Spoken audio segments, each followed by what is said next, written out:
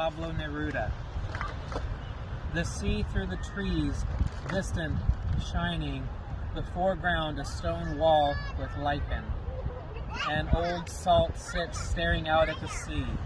A wind sways the palms infrequently. Another day prepares for heat and silence. A small plane, buzzing like a fly, disturbs the sky. The air eats it. Far out on the slumbering sea, a trawler creeps along. The wind from the south blows the bait in fish's mouth. The yawning sea swallows the trawler. The lichen lives on its volcanic stone tacked to turn, eternal, awaiting its turn and the turn of the sun. Never will I return here, never again breathe this wind on this far run in the reaches of morning where the sea whispers patience and salt. The sun scorches the sky and drops like a burnt-out match into night, and I am an animal still, perhaps once a bird, a halcyon, who makes its nest at sea on my little flight across the little chart of my existence. Life goes on, full of silence and clamor, in the gray cities, in the far burgs, in the white cities by the sea, where I go on writing my life in neither blood nor wine. I still await an epiphany by the petri dish of the sea, where all life began by swimming. But it's time now to give an account of everything, an explanation of everything, such as why there is darkness at night. Everywhere the sea is rising. Am I to be drowned with the rest of them? All the animals of earth washed away in ocean, motherer and moitherer, in this tremendous moment of calamitous sea change. As our little world disappears in a tremor of ocean and fear into the murmur of the middle mind of America, as imbeciles in neckties drop from the trees.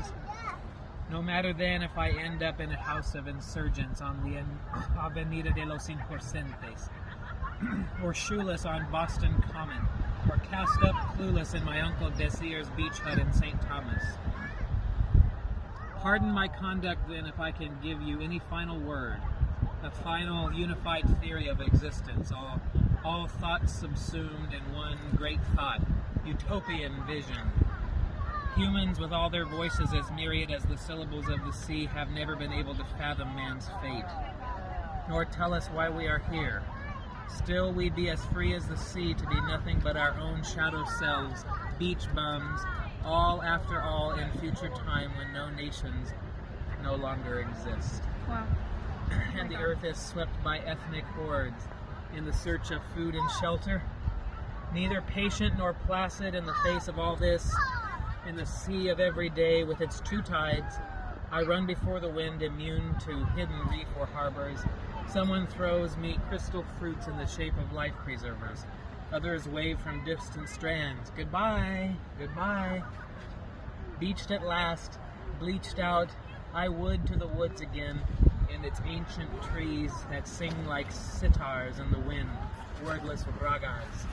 Shipwrecked ashore, at the mercy of avaricious gulls, and yet, we are still not born for despair. Spring comes anyway, and a gay excursion train appears.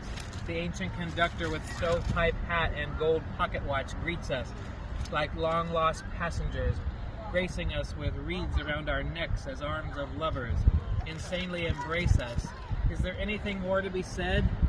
Before they carry us off as dead, while we're still dreaming, still in search of the bread of word, cast upon the waters, the dough that rises in the yeast of speech in the written word, in poetry, tracks upon the sand, left by choral bands of animals cornered by mistakes and habitudes, and trains, taken or mistaken destinations, or trips taken and not taken, with angels of love to lower latitudes.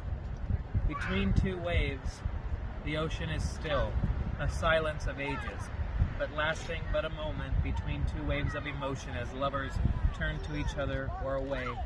Love ebbs and flows, comes and goes between two emotions, but surges forth again.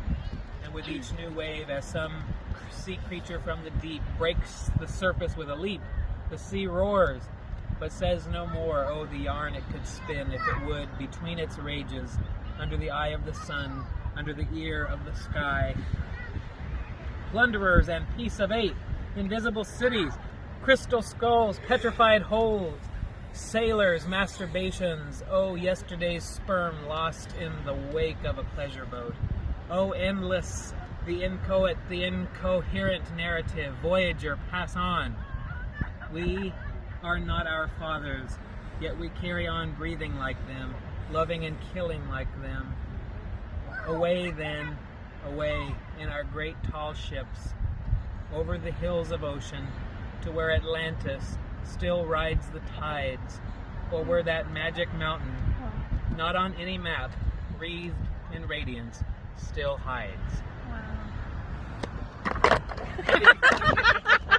Yeah, I got that too. Mic drop. So, probably